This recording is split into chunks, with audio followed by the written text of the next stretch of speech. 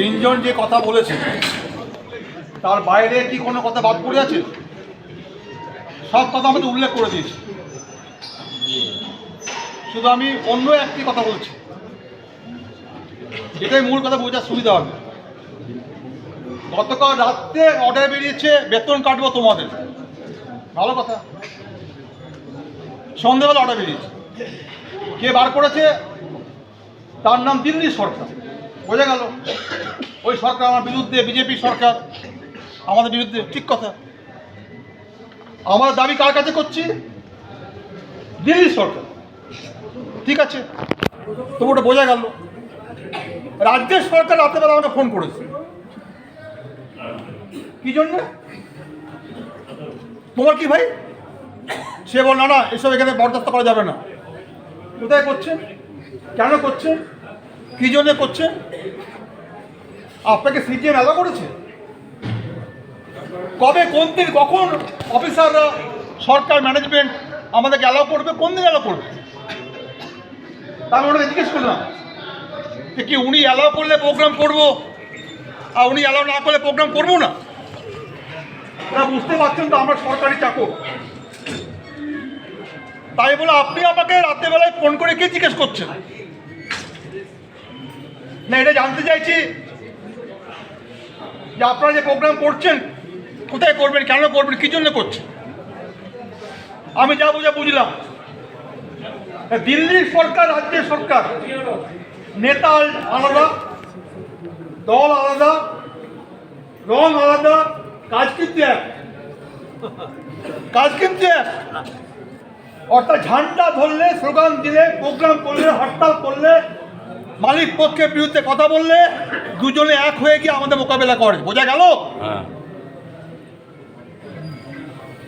এখন একটা খুব জনপ্রিয় স্লোগান কাজ করছে, উই ওয়ান্ট জাস্টিস। এ কথা তো এখানকার হচ্ছে বাদল কুন্ডু বলছে, যে একজন পেনশনার্স,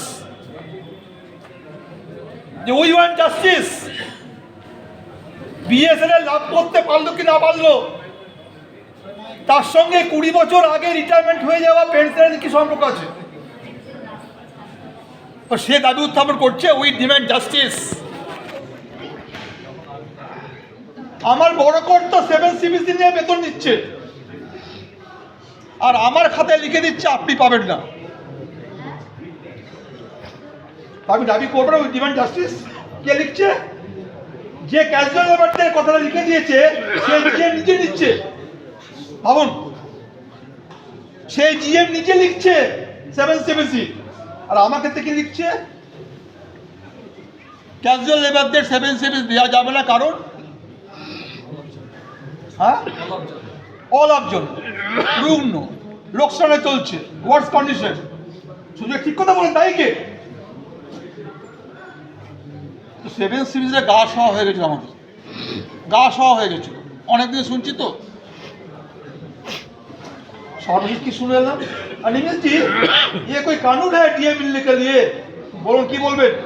হ্যাঁ, দেখে মেঘে টেবিল কি চাপড়াবেন? তাপস ঘোষ হলেও তো বলতো, স্যার আমি 50টা ডিএ পেয়েছি, 50টা। তাপস ঘোষ বছরে 2টো করে ডিএ, চাকরি হয়ে গেছে 24-25 বছর। তো সে টেবিল চাপড়ে বলতো আমি 25টা ডিএ পাওয়ার পর এখন বলছি নাকি ऐसे कोई कानून है, डीए का कोई कानून है? বোঝা গেল? সুজয় মাঝে মাঝে কথাগুলো বলে, চোখে দেখতে পাচ্ছেন তো। বাকি ময়দানে কেউ নেই। আগে পোস্টার মারতো, ঝান্ডা দিত, গায়ে মারতো, ধাক্কা দিত, গাড়ি গাছ করতো, শুয়োরের বাচ্চা বলতো, অনেক কিছু আমাদের করতো। তারা ময়দানে নেই। আবার যারা আছে, আমাদের অফিসার বন্ধু আছে, তারা তো হচ্ছে অফিসার সরকারের কোলে চেপে গেছে। তারা তো সরকারের কোলে চেপে গেছে। কি নাম দিয়েছে? 1 PSA 1 ইউনিয়ন অ্যাসোসিয়েশন। একই কথা হলো। ওরা বলে আসলে আমাদের ইউনিয়ন। ওরা যদি ওখানে অ্যাসোসিয়েশন বলতে পারে, কালকে ওরা ইউনিয়নে বলবে। এটা কার কথা বুঝতে পারছেন না? কার কথা? ও নাগপুর, লোকে বুঝতে পারে না। নাগপুর কেন বলা? সুজয় দা কিছু নাগপুর কেন বলে? দেশ যারা চালাচ্ছে তাদের মাথাটা বসে আছে নাগপুরে। মন্ত্রী যে নামই হোক না কেন, তাদের দল, তার মতাদর্শ, তার আদর্শ, তার মেন্টর, তিনি থাকেন নাগপুরে RSS। তারা বলে দিয়েছে।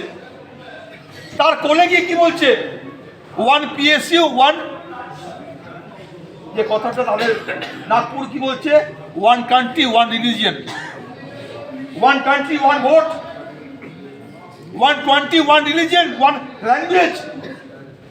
অর্থাৎ ভিন্ন মেরু, ভিন্ন দল, ভিন্ন মত, ভিন্ন সংস্কৃতি আর থাকবে না।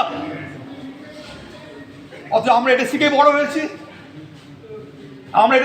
হয়েছি, ইউনিয়ন থাকবে, দল থাকবে, নেতা থাকবে, সংগঠন থাকবে, মানুষ কর্মচারী ভালো মন্দ বুঝবে, তার মধ্যে দিয়ে আমরা বড় হয়েছি। সুতরাং কোলে গিয়ে উঠে পড়েছে, লড়াই করব না, স্ট্রাইক করব না, দাবি করব না, শুধু সরকারের ভজনা করব। এখানে দেখালো দাদা ওর খবর আছে, আমি বলছি খবর নিন না, যার কোলে উঠেছেন। আমাকে জিজ্ঞেস করছে যার কোলে উঠেছে ওখানে কি খবর নিন না। না সে আর কি বলবো, দিল্লির ইউনিয়ন নেতা সব ঠিক করে ফেললো, কি করে করলো, কেমন করে করলো বুঝতে পারলাম না, কিন্তু করলো। আমি কথাগুলো এই জন্যই বলছি, যদি ভয় ভীতি থাকে, ওই দেখুন একটাকে দেখলাম ছাঁটাই হয়ে যাওয়ার পর যে কর্মচারী ভয়ে বাড়িতে চলে গেছিল, লড়াইয়ের মধ্য দিয়ে আরেকবার ছাঁটাই হওয়ার জন্য সাহস করে এসছে।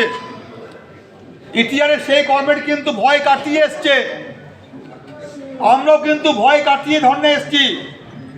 এমনটা নয় যে আজকে প্রোগ্রামে এলে তাই বেতন কাটবে, এমনটা নয়। এর আগেও কেটেছে, আগামী দিনে কাটবে। আগে জেলে যেত, চাকরি যেত, ডায়াসের হতো, ভ্যাকেন্সি হতো, সাসপেনশন হতো, অনেক অনেক কিছু হয়েছে। এখন একবার করে সন্ধ্যেবেলা চিঠি দিয়ে দেয়, সেখানে মজা আছে।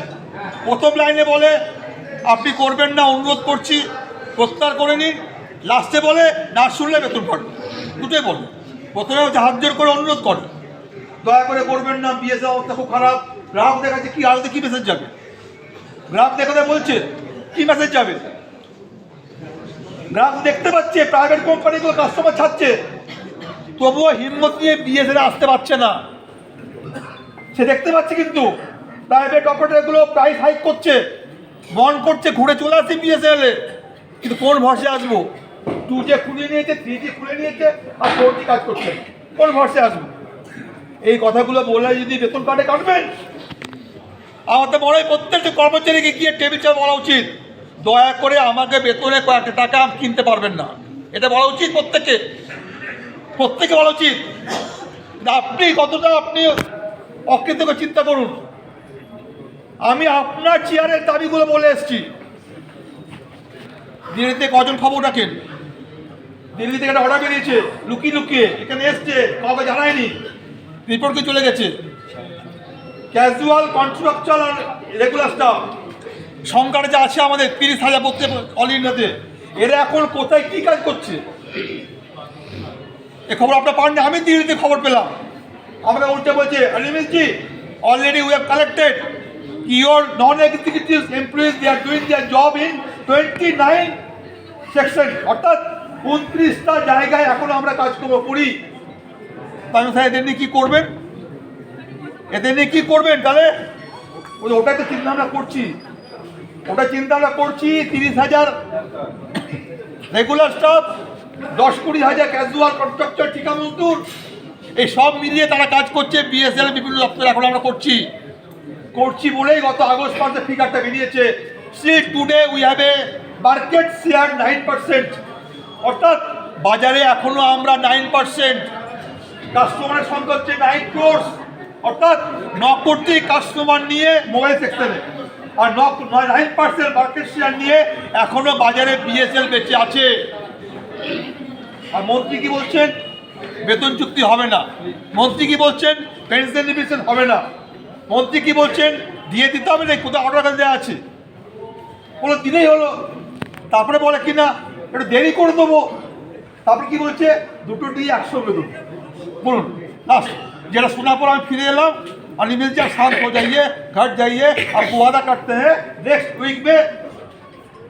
লেগে মেগে বলেছিলাম আপনি আর কষ্টটা কি বুঝবেন, সুবিধার নাম নেওয়া যাবে না। সামনে যা বললাম আপনাকে বলেছিলাম, আপনি আমার নাম নেবেন না, ঠিক আছে? আপনি কি করে বুঝবেন ওই ক্যাজুয়াল লেবারটা পুজোর আগে প্রত্যেকটা দিন হচ্ছে একবার ফোন করেছিল এই আশায় যে ডিএটা পেলে পরে অন্ত তা বউ বাচ্চা মুখে কিছু থাকাতে পারবে? কী করে বুঝবে দিয়ে ওই অফিসাররা কেমন করে বুঝবে, কী করে বুঝবে যে ওইটুকু ডিএর টাকাটা পেলে পরে আমি আমার বউ বাচ্চাকে টাকাটা দিতে পারতাম? নিজে ডিএ নিয়ে বলছি কিনা ডিএকে অর্ডার কামা পারে শুনে লজ্জা লাগে, অবাক হয়ে যাবেন। দুদিনে দুটো ডি অর্ডার নিয়ে আমাকে ঢুকে গিয়ে অর্ডারটা দিতে হয়েছে, স্যার এই দিন ডি অর্ডার। হ্যাঁ আপনি মুঝে মিল গিয়া। বিশ্বাস করবেন, বিশ্বাস করবেন ওই আইটিএস অফিসে এত বড় র্যাঙ্ক অফিসারটা সে ওয়েট করছিল কবে আমার হাত থেকে অর্ডারটা পাবে। কেউ বিশ্বাস করবে? কেউ বিশ্বাস করবে? ওই লোকটা তার ইমেল আছে, তার ইনস্টাগ্রাম আছে, তার হচ্ছে পেপার পড়ে, ইংরেজি পেপার পড়ে, সে পেপারে বেরিয়ে গেছে, সে আছে হ্যাঁ আপনি মুঝে মিল গিয়া। মানে আজ থেকে আমি কাজ শুরু করবো, আপনার আমার আজ থেকে কাজ শুরু করবো। 10 দিনের মধ্যে 10 দিনে 12 মাস 11 মাস চলে গেছে, খুব বেশি হয়তো সামনে আমি আশায় বুক বাঁধছি সামনে ডিসেম্বর মাসে বেতনের সময়। হ্যাঁ একটা ভালো কথা বলেছে, হ্যাঁ 2 দিয়ে একসাথে দিয়ে দিন। যাক বাবা, আমি তো ভাবছিলাম ঠিক আছে অন্ত এটুকু বার করতে পেরেছি যে দিদিকে অর্ডারটা বেরোক, এই দুটো দিয়ে একসঙ্গে হবে, নতুবা একটা দিয়ে দিল 11 মাস পরে, আবার এই দিয়ে আবার 6 মাস পরে, একই তো হয়ে গেল। বিশ্বাস নেই, কথা কি বলে না আচালে বিশ্বাস নেই। আমি কথা বলে এই জন্য উল্লেখ কমেন্টস এই জায়গায় দাঁড়িয়ে কি বেতন কাটবে কি প্রশ্নটা নয়, ওর সুযোগ উল্লেখ করেছে একটা কথা, এটা মানে ভাববেন। আপনার মন্ত্রীকে জানেন তো? আপনার বিএসএল এর মন্ত্রীর নাম জানেন তো? কে মন্ত্রী? নাম জানতে হবে না, কাজ শুনতে হবে। যে লোকটা হচ্ছে এয়ার ইন্ডিয়াকে বেঁচেছে, বুঝতে পারছেন চেয়ারটা পাওয়ার কারণ কি? আগের মন্ত্রী কিন্তু এমটেক ছিল টেলিকমে, আগের মন্ত্রী কিন্তু এমটেক ছিল টেলিকমে, তবুও জানতাম আমাদের সঙ্গে জানে বোঝে। আর এই মন্ত্রীটা কে? যাকে প্রাইজ দেওয়া হয়েছে, এই লোকটার যোগ্যতার সঙ্গে এয়ার ইন্ডিয়াকে টাটাকে বেচে সে এখন আমার কাছে এসছে। সে তো বলবেই বিএসএলকে আমি বেচব, শুধু করতে করছি। এইগুলোকে জেনে বুঝে নিয়ে একমাত্র এই ঝান্ডায় হচ্ছে চিৎকার করে সোচ্চার হবে, থার্ড পিআরসি পেতে হবে। সিএমডি কি বলছে শুনবেন, বললে কেমন লাগবে? এটা বুঝিয়ে বলবেন কেন গত 7 বছর ধরে বেতন চুক্তি হয়নি। তাহলে এখন আমাকে বোঝাতে হবে সিএমডিকে। ভাবুন, वो बोलते नहीं नहीं अनिमेश जी प्लीज क्लैरिफाई, अगर आप जो बोलते हैं ना पे स्केल बन गया था, पे स्केल बन गया था, पे स्केल बन गया था, अगर बन गया था तो पिछले 6 साल में क्यों नहीं हुआ? আপনি আমাকে বোঝান, ও বলছে আপনি আমাকে বোঝান। ঠিক সেই কথাটাই ক্যাজুয়াল লেভেলে দেখেছে পিজিএম কি বলছে, এক কথা এগুলো এই জন্য বলছি এ কাজ তো আর কেউ করে না। লাল নীল হলুদ সবুজ তেলেগুয়া গেরুয়া অনেক সংগঠন অনেক আছে, কেউ করে না। পিজিএম কি বলছে, एक काम करो अनिमेश जी, আমরা এই কথাটাই আমি বলেছিলাম দিল্লিতে। কি বলেছিলাম? সেন্ট্রাল গভর্নমেন্টে ক্যাজুয়াল লেবার পায় 7,000 টাকা স্কেল। আমাদের যে মিনিমাম বিএসএল এর কত স্কেল মিলে যাবে? 7760। বিএসএল এর সবচেয়ে কম কত? 7760। সেন্ট্রাল গভর্নমেন্ট সবচেয়ে কম কত? 7000। দুটোর মধ্যে একটা পাবো তো আমি। হ্যাঁ, যুক্তি কি বলে, পেট কি বলে, বুদ্ধি কি বলে? হয় ওর কম, ওটা বেশি দেবে না, কমই দেবে। ঠিক আছে কমই দিক বাবা, কমই দিক। তা বিএসএল সবচেয়ে কম স্কেল কত? 7760। সেন্ট্রাল গভর্নমেন্ট সবচেয়ে কম স্কেল কত? 7000। ওই তারপর যে বলছে সেন্ট্রাল গভর্নমেন্টে ক্যাজুয়াল লেবারদের রেট 6 সিবিসি হচ্ছে 7000, 7 সিবিসি 18000। তো পরে পাবো। এখন এই মুহূর্তে যে ক্যাজুয়াল লেবার সেন্ট্রাল গভর্নমেন্টে আছে তার মিনিমাম বেতন হচ্ছে 6 সিবিসি 7000, আমার হচ্ছে 7760। দুটোর মধ্যে একটা দেবো। আমার প্রশ্নটা উল্টে ও বলছে কি করে আপনি 5740 পাচ্ছেন? বোঝা গেল কথা বললো? তা আমি এই কথা আমি স্যার ওই যদি আপনার ঘরে জিজ্ঞেস করছি, ও আমার বুঝতে পারছি সত্যি হাসে না, হাসির আগে মতো আমাদের ওখানে কি বলবো, হাসা যায় না। শয়তানের বাচ্চা বলতে পারে ভিতরে ঢুকে, বেরিয়ে এসে গাল দিতে ইচ্ছা করে। ঠিক আছে, কিন্তু সে বলছে তব कैसे ही आप ये लोग दे रहे हैं, कैसे दे रहे हो आप समझाओ मुझे। আমি আমার কবর চাপ রয়েছি, দেখি এখন কি করে বোঝাবো। আমি ঘুরিয়ে বললাম স্যার আপনি বলুন, এই হচ্ছে মিনিমাম, এই হচ্ছে মিনিমাম, আমি এই পাচ্ছি, কেন এই অন্যায় দাবি করবো না? We demand justice. দাবি নয় তো বিচার, তো বিচার যে ক্যাজুয়াল লেবার সবথেকে কম পেলে বিচার, লিখিয়ে দিয়েছিল আমরা কন্ট্রাকচুয়াল লেবারদের প্রিন্সিপাল এমপ্লয়ার না, লিখে দিয়েছিল আমরা নই। সেগুলোকে আবার টেন্ডারের মধ্যে বড় বড় ডিপে করে এরা লিখেছে, সবগুলো ফালতু, মানে টাকা পয়সা কম কম করে লিখেছে, ওটা ফালতু, হালকা হালকা কালি দিয়ে। আর মোটা কালি দিয়ে কোনটা লিখেছে শুনবেন, আমি দেখেছি হাসটা, আমি দেখেছি আর দেখলাম ভাবতো কথা চিঠির মধ্যে 4টে লাইনই মোটা করে লেখা আছে। কোনটা ভালোভাবে মনে রাখবেন, বিএসএল এর ম্যানেজমেন্ট কোনো অবস্থাতেই এই লেবারদের প্রিন্সিপাল এমপ্লয়ার না। আপনার ইউনিয়ন দিল্লিতে লড়াই করে ওই সিএফটির নাকটা ঘষে দিয়ে এখন সিএমডি গত 14ই সেপ্টেম্বর লিখে দিয়েছে, না স্যার, কখনো না স্যার, আমরা বিএসএল অফিসাররা আমরা হচ্ছে প্রিন্সিপাল এমপ্লয়ার, আমরা দায়বদ্ধ। লিখেছে যে আমরা কন্ট্রাকচুয়াল লেবারদের ক্ষেত্রে বিএসএনএল তার প্রিন্সিপাল এমপ্লয়ের দায়িত্ব অস্বীকার করছে না। আর এক লাইন লিখেছে, বিভিন্ন সময়ে আমরা এই কন্ট্রাকচুয়াল লেবারদের হচ্ছে বেতন ভাতা দাবি দাওয়া নিয়ে অর্ডারপত্র ইস্যু করেছি। প্রথম ধাপটা হলো লেখাতে পেরেছি, পরে ধাপটা হচ্ছে ঢুকে পড়ে টেবিল চাপড়ে কলার ধরে বলতে হবে, ইংরেজির বানানটা বসতো, এখন কি বলতে হবে, ইংরেজি বানানটা পড়ুন কি লেখা আছে। এই দেখুন আপনার বড় বাপ কি লিখেছে দিল্লিতে, দেখুন আপনার বড় বাপ কাকে লিখেছে, লেবার কমিশনকে। আমি বললে শুনছিল না, লেবার কমিশন যখন বলেছে তখন বাপ্পাকে লিখতে বাধ্য হয়েছে, নো স্যার। লিখেছে আরো কি লিখেছে, হ্যাঁ ক্যাজুয়াল লেবারদের আমরা কিন্তু সরকারি নিয়ম মেনে দিয়ে এই বেতন দিয়ে তাকে যোগ করেছে, সময় সময় দিয়ে পারলে আমরা ডিও দিই, এটা লিখেছে, সময় দিয়ে পারলে আমরা বাড়তি ডিও দিই। সুতরাং ইউনিয়ন থাকলে, ঝান্ডা থাকলে এগোনো যায়, ইউনিয়ন থাকলে, ঝান্ডা থাকলে, সোচ্চার হলে, চিৎকার করলে, রাগ দেখালে, ক্ষোভ দেখালে হচ্ছে এগোনো যায়। তাই আজকে যারা বলছিল কথা শুনবো না, আলোচনা করবো না, মিলিনো ওয়েজ কি নো, তারা লিখছে, আর আমাদের কাজ হচ্ছে ওই কাগজটা নিয়ে ঢোকা সিজিএমের কাছে, ওই কাগজ নিয়ে ঢোকা জিএমের কাছে, ওই কাগজ নিয়ে ঢোকা চিপিনের কাছে। স্যার দিল্লি থেকে আপনার বড় বাপ সে লিখে দিয়েছে, yes sir we are very much হচ্ছে loyal for the labour act, সে লিখে দিয়েছে। আপনি কি বলছেন? এই কথাগুলো বলে হচ্ছে আমরা দিল্লিতে এগোবার চেষ্টা করছি, বেতন চুক্তি মিটিং হবে, কি আর করবো, আমরা তো কপাল মানি না, আর কি করবো, কপাল মানি না, তাবিজও করি না, কী করা যাবে।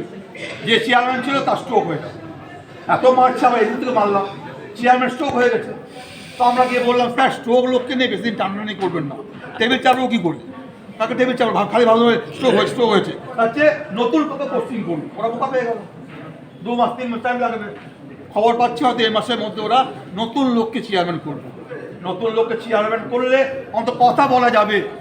এবছর শেষ হোক, আমরা ভাবছি এই কথাগুলি আজকে বলার জন্য আমরা এসছি এখানে, যে অন্তত তুমি ডিসেম্বর মাসের মধ্যে বেতন চুক্তি মিটিং করো, নতুন চেয়ারম্যানকে ডেকে বলো, নতুন করে কিছু ভাবছো না, মন্ত্রী বলছে পাবে না, আর মন্ত্রী নিচের অফিসার লিখছে হ্যাঁ বেতন চুক্তি মিটিং হবে, কোনটা ঠিক কোনটা বেঠিক। দয়া করে পেনশন ডিভিশন কেন আটকে আছে, কোর্টে গেছে বলে এই কথা শুনবো না।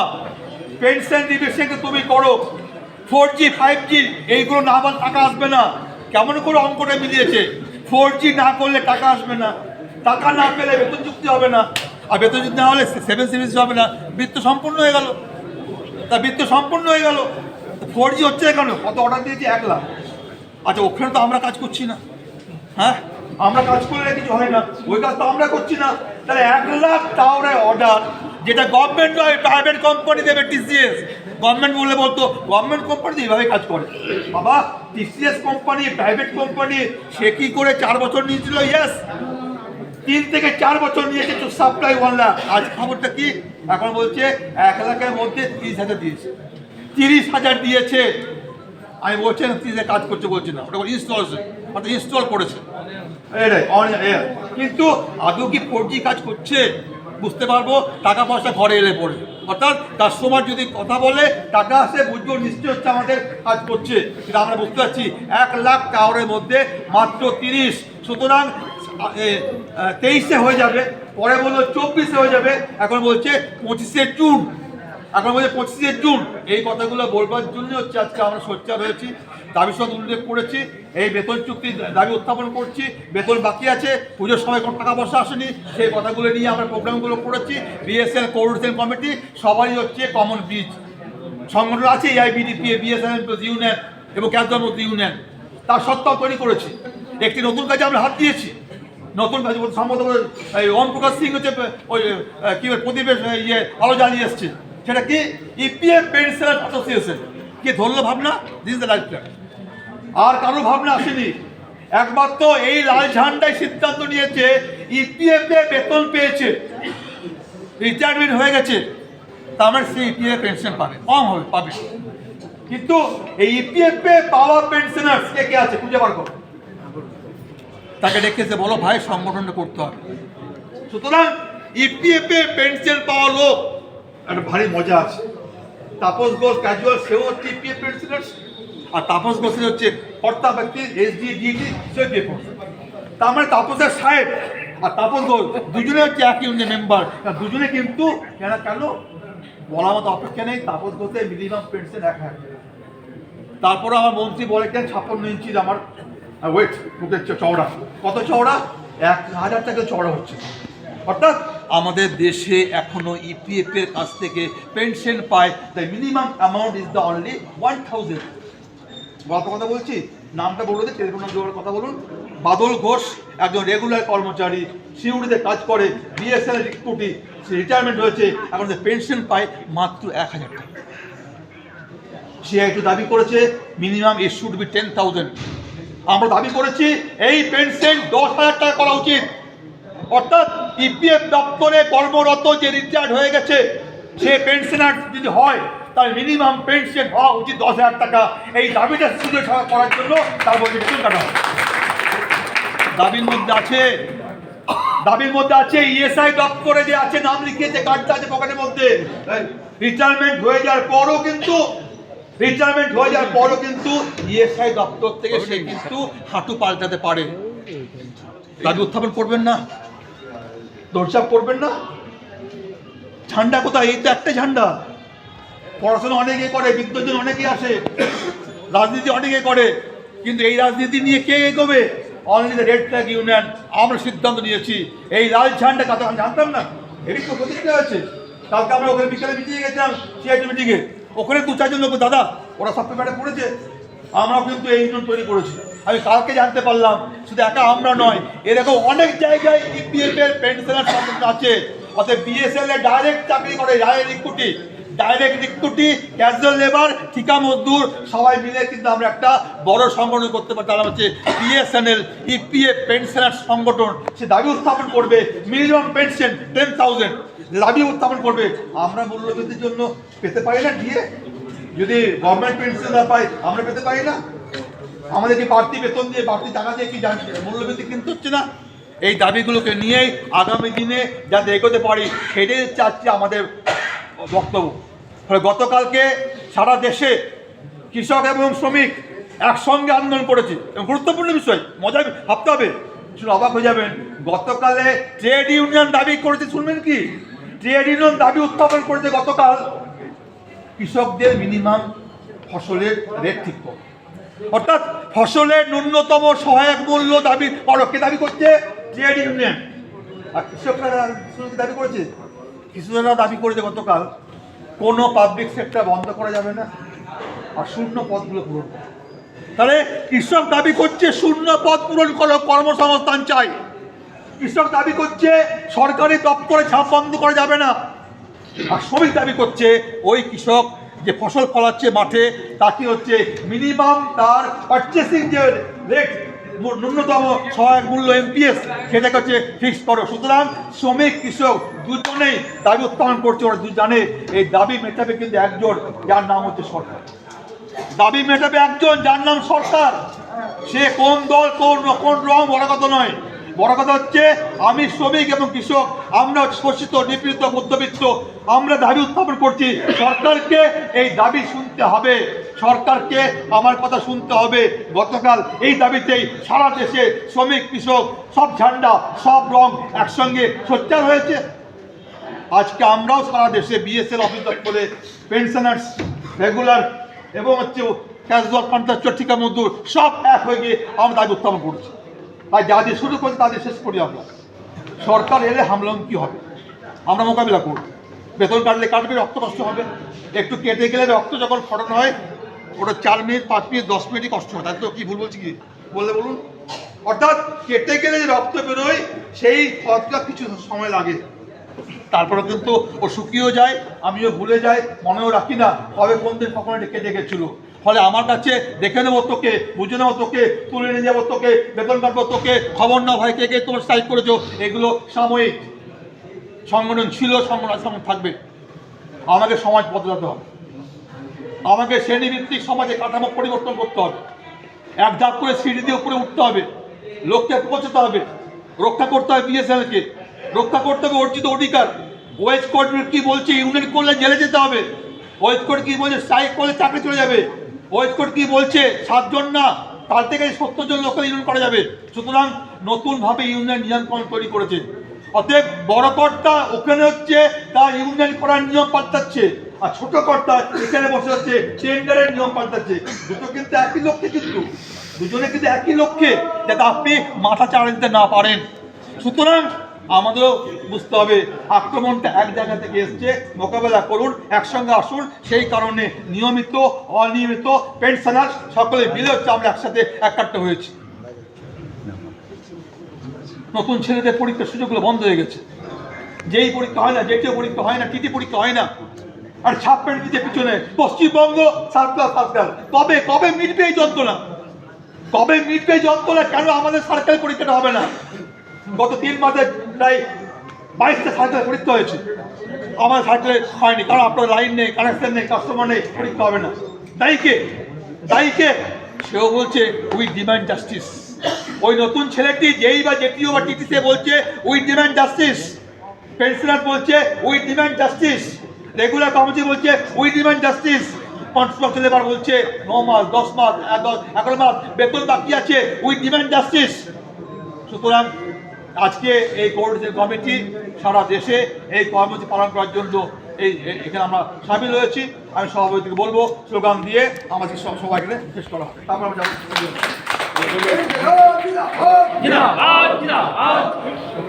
আমি অভিনন্দন। আমি যেটা বলেছিলাম যে বিস্তারিতভাবে